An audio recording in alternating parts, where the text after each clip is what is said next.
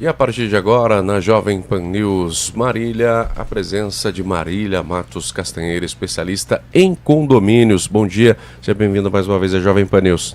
Bom dia a todos os ouvintes. É sempre uma alegria estar aqui com vocês, falando sobre condomínios e sobre o nosso programa, que também vai ao ar aos sábados, Vida em Condomínios.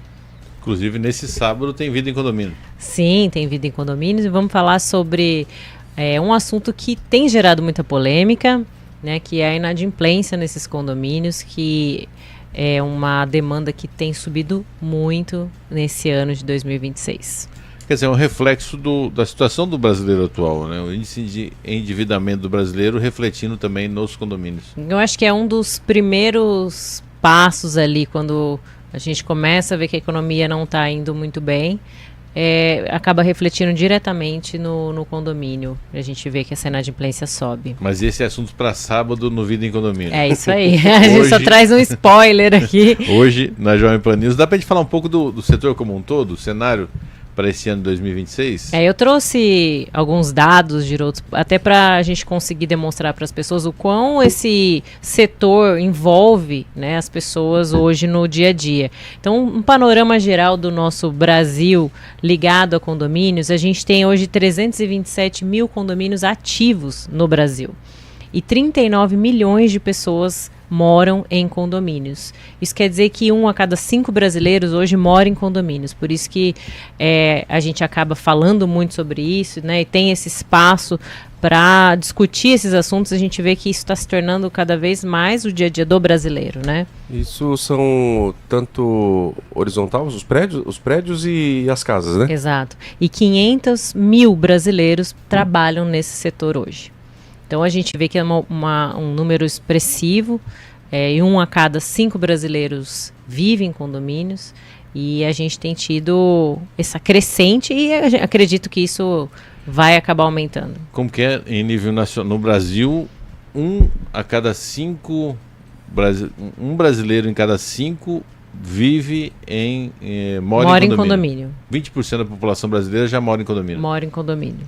E se a gente colocar, porque a gente sempre colocar o culo no Vida em Condomínio, quem mora ou trabalha, né? Isso. Aí deve dobrar essa população, né? Isso, porque a gente fala em 39 milhões de pessoas morando em condomínios e mais de 500 mil pessoas trabalhando no setor de condomínios. Esses são a mão de obra, né?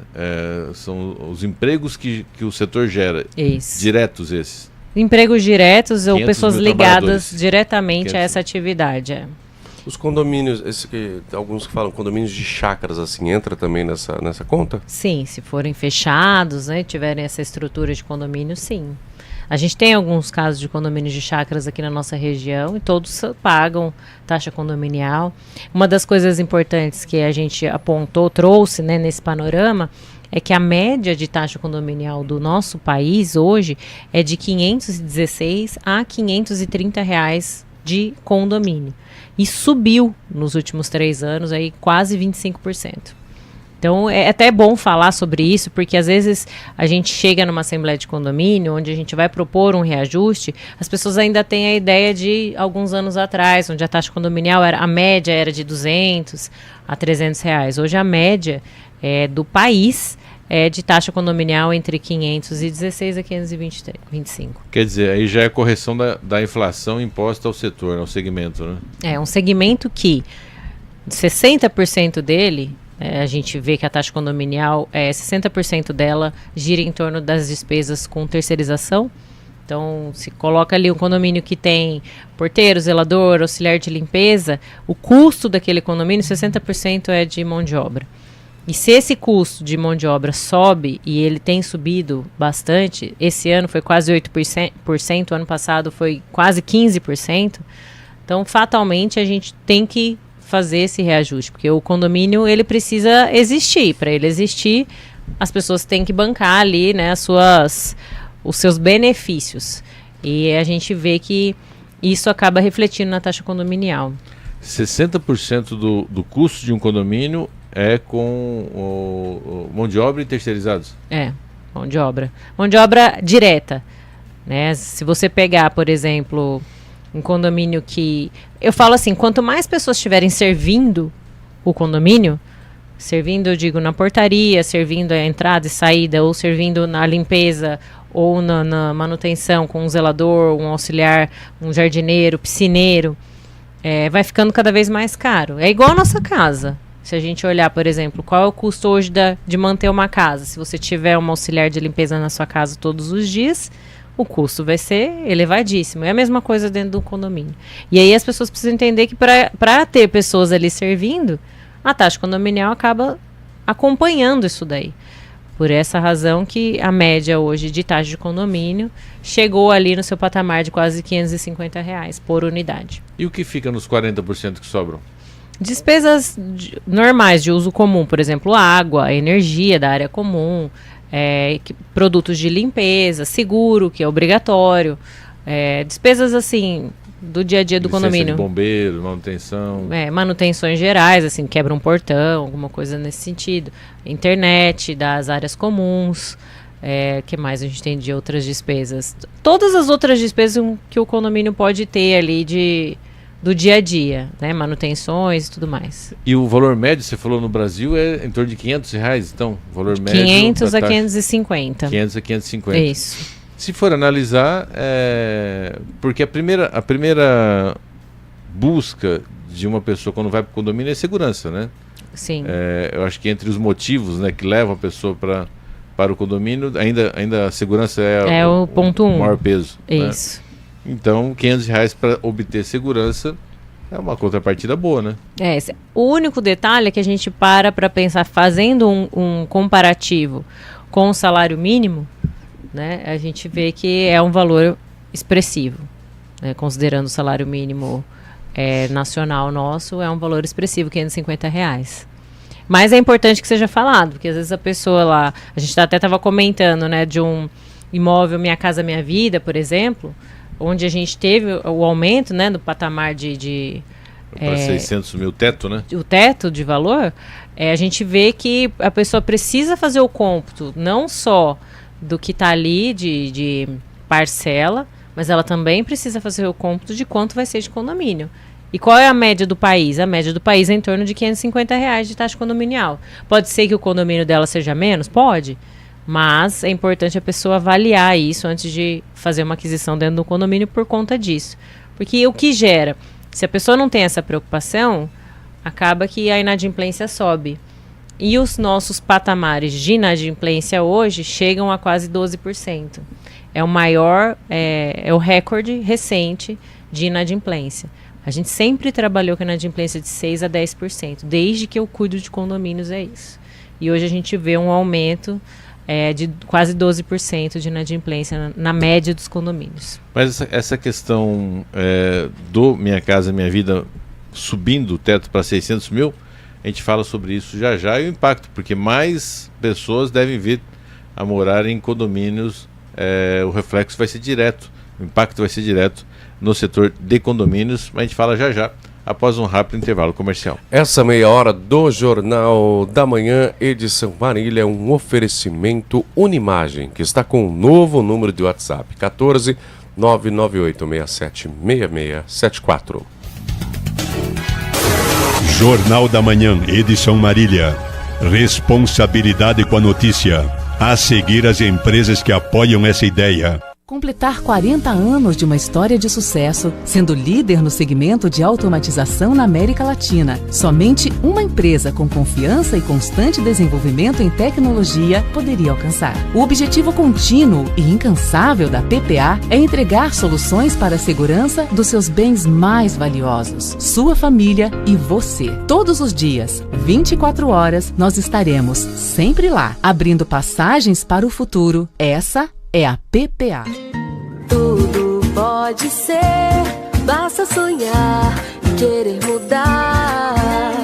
Pense na Toca, sonhe com a Toca, sempre você vai acertar. Experiência que te faz mudar, pro lar, pra vida e pra você. Pense na Toca, lembre que a Toca tem o melhor pra você crescer. Toca. Experiência que te faz mudar. Você já parou para pensar quanto você gasta todo mês com energia elétrica? E se eu te disser que há uma solução para reduzir esses custos, garantindo mais economia e conforto para a sua família? Com a JDP Energia Solar, você pode economizar até 85% na sua conta de luz. Oferecemos sistemas on-grid, off-grid e híbridos de alta eficiência. Faça já seu orçamento com a JDP Energia Solar. Ligue 14 99888 7445. Acreditamos na grandeza do cuidado, na atenção ao corpo, no acolhimento da mente, na coragem de desacelerar, ouvir os sinais e escolher a vida todos os dias. Neste Dia Mundial da Saúde, faça um convite a si mesmo. Cuide mais de você, porque quando o assunto é viver mais e melhor, estamos todos conectados. Sua saúde é o que nos conecta. Unimed. A Unimar oferece diferentes modalidades de ensino, EAD, semipresencial e presencial, para atender às necessidades de cada estudante. Essas opções permitem mais flexibilidade e acesso ao ensino superior, mantendo a qualidade e a estrutura da universidade. Para mais informações, acesse unimar.br.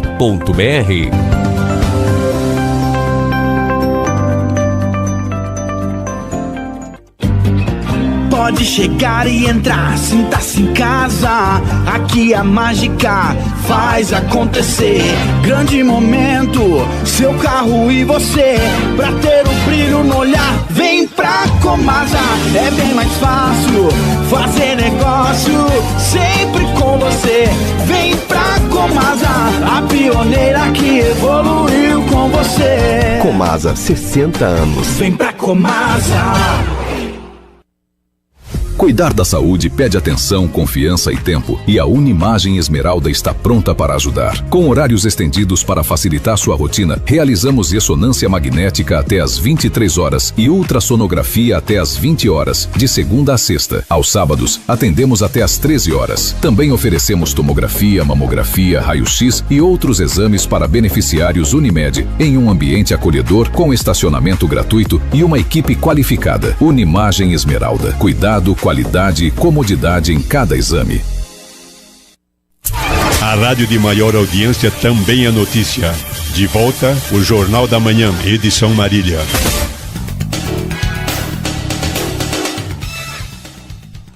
Oito horas 38 minutos. Repita. 8h38. Essa meia hora do Jornal da Manhã, edição Marília, é um oferecimento Toca, experiência que te faz mudar. No Jornal da Manhã desta quinta-feira, recebendo a Marília Matos Castanheira, especialista em condomínio. Eu travo na empresa. Grupo MC3. Grupo MC3. Isso. Grupo MC3. Eu dou uma travada aí, não sei porquê. Mas Grupo MC3, gestão de condomínios, é claro também. A gente esqueceu só de citar aqui em 102,9 que o Vida em Condomínio ele é apresentado em 100,9. Sim. Né, todos aos sábados. Um sábado sim, um sábado não, né? Aí tem o Vida em Condomínio em 100,9. Marília, para esse sábado um tema bem leve, né? Inadimplência, vai ser tortuoso. Precisamos falar sobre isso. Começa assim o título, precisamos falar sobre isso. Inclusive a legislação, né? Que é prevista para casos de inadimplência na questão dos condomínios, que é uma legislação diferenciada, né? Diferenciada que beneficia os condomínios, né? Na sua maioria, como ele é um título executivo, é fácil de ser cobrado e deve ser cobrado. Mas existem outros meios para se melhorar a inadimplência do condomínio, mas isso a gente fala no sábado com detalhes sobre esse assunto. Marília, o que uma gestão profissional de condomínios realmente entrega para o morador hoje em dia? Existe um crescente número de síndicos profissionais na nossa região e nos condomínios. É de se esperar que essa gestão profissional faça com que o condomínio, como a gente vê, o condomínio ele tem se tornado cada vez mais uma empresa, né? Assim, a gente nem gosta de falar muito sobre isso, porque senão hoje o condomínio ele tem N benefícios com relação a impostos e tudo mais. Mas a gente vê que a profissionalização da gestão dele faz com que a inadimplência não afete tanto o dia a dia dos condôminos pagantes, faz com que as manutenções estejam em dia. Então, uma gestão profissional traz para o morador tranquilidade. Tranquilidade na tomada de decisões, tranquilidade no dia a dia, porque o condômino, no geral, ele não quer saber das coisas do condomínio, ele só quer chegar, ele quer utilizar os espaços, ele quer que os espaços estejam funcionando, ele quer pagar a sua taxa condominial. Essa é a 89, 90 e 95% das pessoas que moram em condomínio querem isso. E uma gestão profissional faz com que, quando você for utilizar o espaço, ele tenha processo, ele tenha procedimento, ele esteja em ordem e a pessoa consegue ter uma experiência legal. Essa é a expectativa da gestão profissional, do síndico profissional. É diferente, e é até importante a gente falar isso, existe uma confusão entre síndico e administradora. O poder da administradora, ele é muito inferior ao poder do síndico. A administradora não tem poder para tomar decisões ali dentro. E até de vez em quando o síndico não vai bem, em algum momento, existe uma confusão de, não, isso é culpa da empresa que está administrando o condomínio. Sendo que a administradora é apenas um braço operacional do dia a dia do condomínio, a parte burocrática do condomínio. Gerar boleto, fazer pagamento de contas, auxiliar o síndico na tomada de decisões, porém não é a gente que vai lá e toma essas decisões. A gente auxilia, a gente sugere. Mas não é a gente que vai lá e falar, vocês vão ter que fazer isso ou vai ter que fazer aquilo. Então, quem vai atrás de uma gestão profissional acaba sendo melhor atendido na sua experiência no dia a dia do condomínio. Hoje, qual é o perfil de síndico que acaba dando mais certo? O técnico, o conciliador, ou mais ou menos ali? Porque existe um limite, né? De onde termina o papel do síndico e começa o da administradora, assim como você estava falando. Mas a personalidade do síndico ali, a pessoa, influencia muito nisso. Influencia. Eu acho que, apesar da gente gostar muito quando tem um síndico que entende, né, do condomínio de forma técnica, eu acho que o perfil do síndico conciliador é o que mais traz benefícios para o condomínio, porque a gente vê, a gente olha assim as redes sociais, a gente vê tanta coisa acontecendo dentro do condomínio, tanta briga, tanto conflito, tanta discussão, e assim, generalizado, tanto em assembleia de condomínio, quanto brigas de casais, quanto brigas de vizinhos, por conta de barulho, por conta de criança, enfim, são muitas coisas ali dentro daquele condomínio, que quando você pega um síndico que já tem esse perfil mais conciliador, que consegue trazer o problema para si, tentar resolver ele, a gente vê que é um síndico melhor sucedido e as pessoas gostam mais. Porque hoje a gente viu não só a crescente da inadimplência, mas também dos conflitos. Tem crescido muito a quantidade de conflitos por conta, lógico, do aumento de pessoas morando em condomínios. Cresceu nessa mesma proporção o número de conflitos lá dentro. A gente viu muitos casos aconteceram no país em condomínios envolvendo síndico, o caso do sumiço daquela mulher lá que foi levar o lixo, né? E foi um acontecimento com o síndico. A gente vê o impacto que isso causa dentro do condomínio, porque foram lá e acabaram com o condomínio, né? Acho que a mãe dela, enfim. E nem tô aqui para julgar se tá certo ou tá errado, mas enfim, aconteceu dentro daquele condomínio. Eu fico pensando nas outras pessoas que moram ali também, né? Também foram, de alguma forma, prejudicadas. Então é importante a gente falar sobre esse assunto, sim. Dentro desse assunto, né, de convivência, desgastar mais, você acha que desgasta mais do que a parte financeira hoje em dia? Esses problemas, esses conflitos de convivência? Eu acho. A parte financeira, ela tem solução.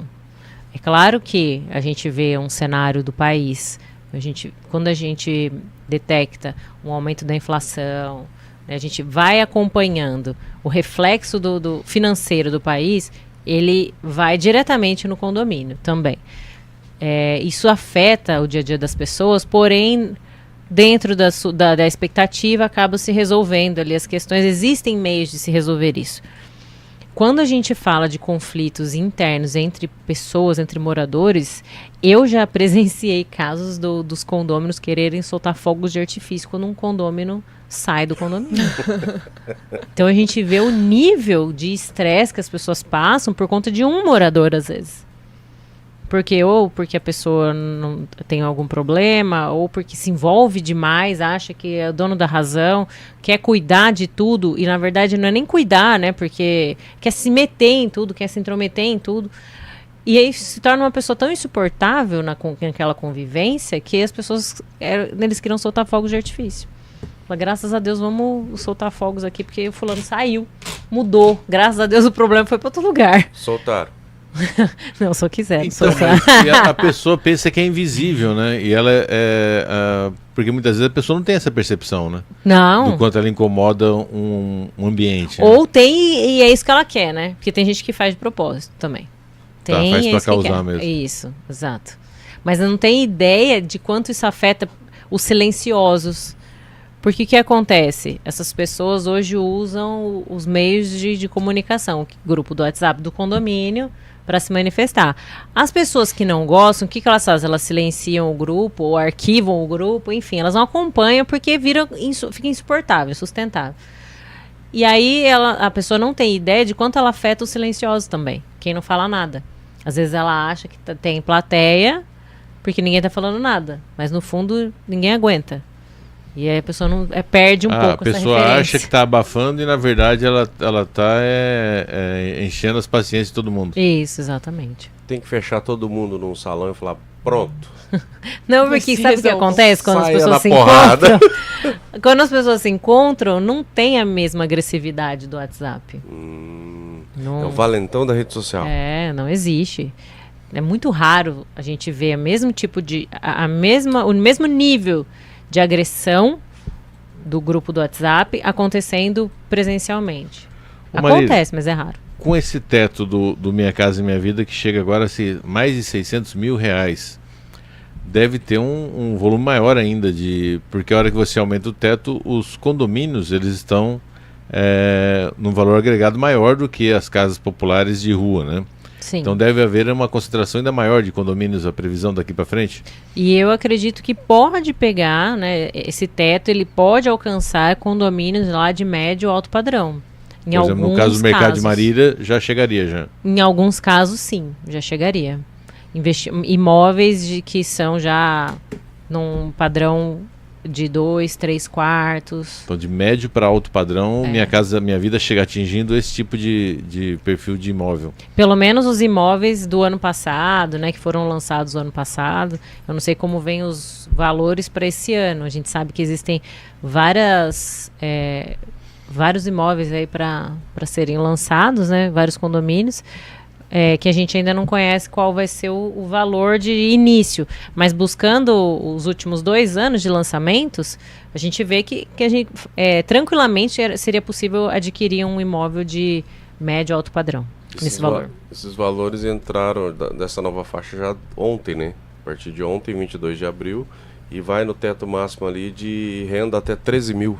Até 13 mil. É o que a gente estava comentando. Mas o valor do financiamento tem aí? 600. O valor fala até 600 mil. Mas acho que dá 631 mil, se não me engano. Vamos ver certinho o valor.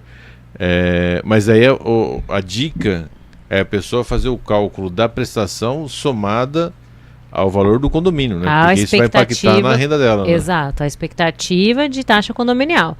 Porque se a pessoa opta por adquirir um imóvel no seu lançamento, quando a construtora já está preocupada ali com a entrega, já se existe uma previsão de quanto vai ser de condomínio. Claro que depois essa previsão ela é atualizada na data da entrega, porque a gente fala de uma inflação, enfim. Então a pessoa precisa entender que se o imóvel vai ser entregue daqui 4 anos, a gente tem que calcular ali uma inflação nos próximos 4 anos para chegar mais ou menos na taxa condominial que vai ser na data da entrega. Mas a grande maioria das construtoras já fazem ali uma expectativa de taxa condominial para a entrega. E é importante a pessoa, quando ela vai adquirir esse imóvel, ela entender que se o imóvel tem poucas unidades, se o imóvel vai ter portaria presencial, qual que é a expectativa da construtora para a entrega? Porque isso é o que vai ser entregue ali no momento. Não, a expectativa é colocar uma portaria remota, ou não, a expectativa é por uma portaria presencial, isso muda completamente o cenário da taxa condominial. E aí sim a pessoa vai conseguir entender quanto isso vai gerar, impactar no bolso dela. Porque às vezes a pessoa fala, não, a prestação do Minha Casa Minha Vida cabe no meu bolso, e esquece que além da prestação vai ter também a taxa do condomínio, né? Exato. A gente está devendo mais um? Está devendo mais um intervalo ou já? Não, já tá tudo liquidado? Porque eu queria passar, sem citar nomes, é claro, mas, por exemplo, o condomínio de shopping, ele é a mesma legislação do condomínio de residências, né? Sim. A legislação é a mesma. A legislação é a mesma. Então, por exemplo, a hora que você coloca para funcionar um condomínio de shopping, né? Hipoteticamente, né? Você tem um condomínio que não está girando na cidade de Marília. Hipoteticamente. Se você coloca 10 lojas ali dentro, o dono do shopping tem que bancar as outras lojas que estão fechadas, não é isso? O dono da loja tem que bancar. Se a sua grande maioria de lojas tem um único dono, que de repente é a pessoa que fez o empreendimento, essa pessoa precisa bancar essas outras lojas. Então, também o investidor, quando constrói um shopping para comercializar numa cidade, ele tem que prever isso, né? Sim, vamos supor, são 100 vagas de lojas. Ele conseguiu alugar 10. Implantou o condomínio, as outras 90 que não estão alugadas, ele vai ter que bancar mensalmente o valor desse condomínio. Exatamente. Isso funciona não só em shopping, como em empreendimentos de residência ou comerciais. Essa é a lógica. E às vezes até você consegue uma condição melhor, por exemplo, em residenciais, porque um empreendedor ele quer queimar o estoque para não ter que ficar pagando o condomínio, né? E existe até é legal a gente falar disso, porque existem algumas empresas, algumas construtoras que colocam na sua convenção que a construtora vai pagar ali 30% do condomínio até que ela faça a venda desse imóvel. Mesmo que seja comercial ou residencial, enfim. Ela coloca essa cláusula na convenção. Porém, essa cláusula ela é ilegal e ela pode ser derrubada na justiça. Ela dá uma miguezada ali, então. Uma tentativa, porque mas... ela alega que como o imóvel está fechado, não impacta no custo do condomínio, né? Ela dá essa argumentação, né? Mas por exemplo, está fechado, eu não vou usar água, não vou usar nada do condomínio, não vou usar elevador porque ele tá fechado, mas legalmente ele não. Ela cai. E isso pode variar, né? Tem construtora por 30, tem construtora por 50, enfim, que vai pagar X% da taxa condominial até a venda. Isso não pode acontecer, isso é ilegal e a gente já teve casos em Marília que a gente entrou na justiça, o condomínio entrou na justiça e conseguiu receber da construtora todo o período que ela não pagou de taxa condominial. Quer dizer, inclusive retroativamente. Retroativamente. E por isso que é importante, porque a convenção é a constituição do condomínio.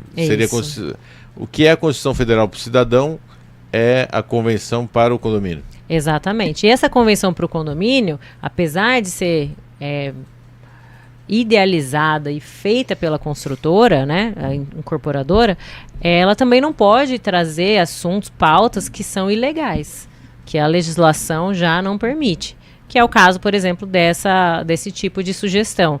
E todas as vezes que a gente vai fazer uma implantação de um condomínio novo, a gente tem o cuidado de olhar essa convenção e apontar isso para a construtora. Às vezes a construtora pegou ali um escritório para fazer essa convenção, contratou, e eles trouxeram essa sugestão de forma equivocada, até porque é uma legislação muito específica, a legislação de condomínios, quem trabalha com isso sabe o que pode e o que não pode.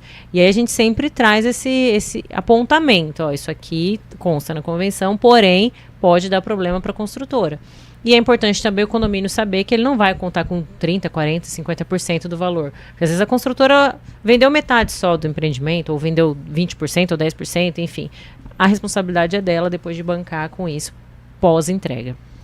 O que acontece às vezes é a construtora ela posterga ao máximo a implantação do condomínio, né? Exatamente. Até para se resguardar financeiramente, porque é um investimento alto, né? É um aporte financeiro alto mensalmente até que ela consiga fazer a venda de tudo. Agora, por exemplo, num condomínio de casas, né, horizontal, não num edifício, né, a área de reserva daquele condomínio que não está ainda fracionada, ela entra como? Ela fica como uma reserva técnica para o condomínio? Ou no caso de condomínios faseados, você fala. O condomínio que entregou a primeira fase, depois a segunda fase. Isso. Existem vários condomínios que são faseados, que entregam a primeira fase e aí depois entregam a segunda fase ou terceira, mas enfim. A gleba de terra está lá, né? E tem uma manutenção sobre aquilo. Está lá, porém eles estão separados. Aí já não entra, já não é o mesmo formato. Porque se você entrega a primeira fase, essa primeira fase vai bancar as despesas de taxa condominial. Porque só ela tem acessos de tudo. Só a primeira fase. Se eu comprei, por exemplo, na segunda fase, eu não posso ir lá usar a academia, eu não posso ir lá usar a piscina, mesmo que eu tenha comprado uma segunda fase a entregar. Então eu também não vou pagar o condomínio, mas eu também não vou usar nada. Então não está entregue. Aí sim entramos na segunda fase e aí a gente faz uma redivisão da taxa condominial. Quando é feita a entrega, então, da segunda, que é redistribuída, ele passa a ter acesso e direito ao uso também. Isso, exatamente. Aí funciona dessa forma quando a gente fala em primeira e segunda fase. Parece que não, mas é complexo, né? Tem uma série de detalhes e informações ali para que fazem com que o condomínio funcione. Por isso que a gente fala tanto aqui, né, toda vez que a gente vem, que ser síndico não é para aventureiro. Não dá para a pessoa acordar um dia e falar, acho que eu vou ser síndico. Se a pessoa não entender um pouquinho sobre essa legislação, sobre o quanto pode impactar no dia a dia dos condôminos, isso vai afetar diretamente todo mundo. Vai afetar o bem da pessoa.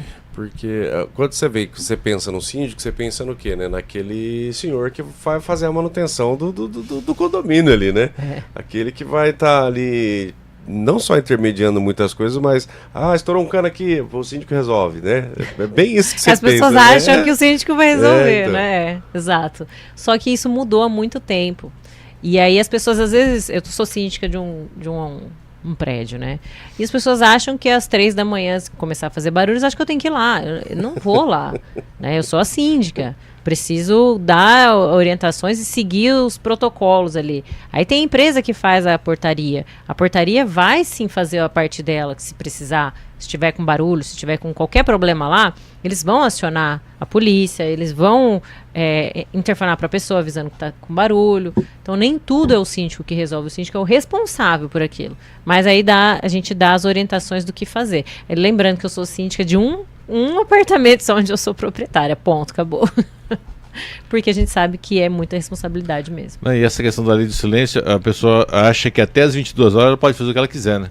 Então, que também é um erro. Só a partir das 22, não ela acha limite. que até 22 o barulho tá liberado, né? E não é verdade. Não é assim, né? Não é verdade. Tem um limite, né? Tem um limite mesmo até as 22 horas. A gente sempre fala isso para quem está se excedendo. Nossa, mas ainda não são 10 horas. Sim, mas se estiver atrapalhando a maioria dos condôminos, aí precisa diminuir independentemente do horário.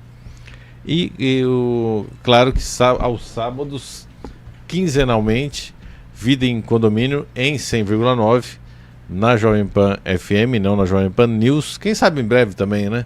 Não comece a ter na Jovem Pan News também, mas por hora, Vida em Condomínio aos sábados na Jovem Pan FM em 100,9.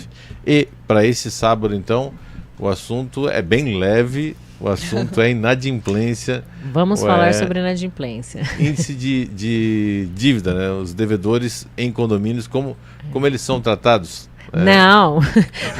Como são tratadas as inadimplências do condomínio.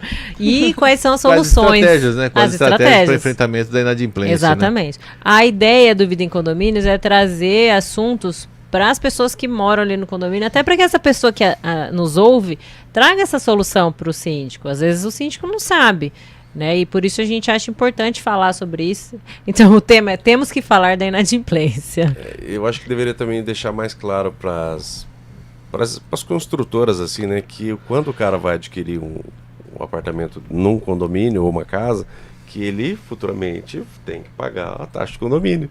Lembrar esse detalhinho, né? Lembrar, isso é importantíssimo. E a gente fala muito isso, e eu já presenciei pessoas assim desesperadas na Assembleia de Implantação, porque não estava...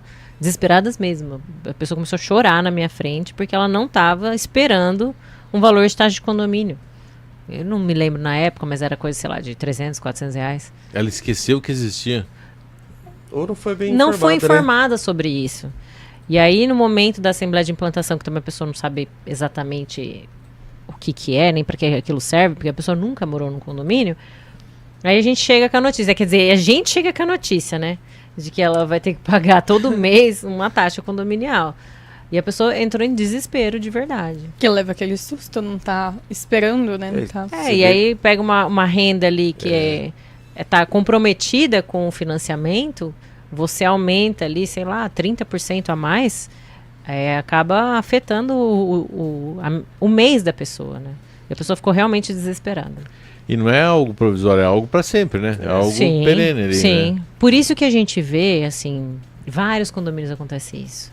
O condomínio começa, no seu primeiro, segundo ano, as pessoas vão se adaptando ao espaço, e aí acontece uma seleção natural das pessoas, e muitas pessoas saem dali, vão para outros lugares, outras pessoas vêm, e aí o condomínio começa a se manter ali estável na faixa dos 5 anos de condomínio. Aí você consegue entender realmente quem são as pessoas que vão morar ali por muito tempo e quem não vai ficar ali dentro dos primeiros 5 anos acaba vendendo, saindo do imóvel. A estabilidade, então, vem após 5 anos após 5 anos de um do condomínio. Mas então, quinzenalmente aos sábados, na Jovem Pan FM 100,9, Vida em Condomínio, e neste sábado, o tema inadimplência, então, que vai ser o Giro está debatido. Muito animado. Você falou tá muito inadimplência animado. o que fazer? Precisamos falar sobre isso. Obrigado, Marília. Muito obrigada. Até a próxima.